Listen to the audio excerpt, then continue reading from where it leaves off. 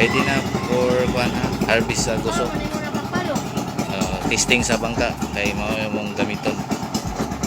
Baktas kami. Una sila sakay ha.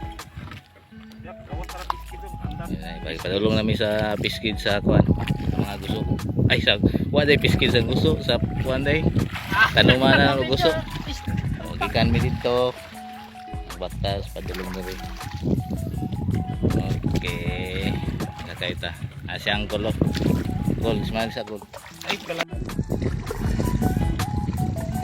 Hello mga sir, mga ma'am. Nami diri karon sa tunga sa dagat. Magkuha mi og guso. O ba na mo among mga namong kimis diri. Mga buhos na mo na to. Pinaka buhos na po to sa likod oh. May tagyaning farm.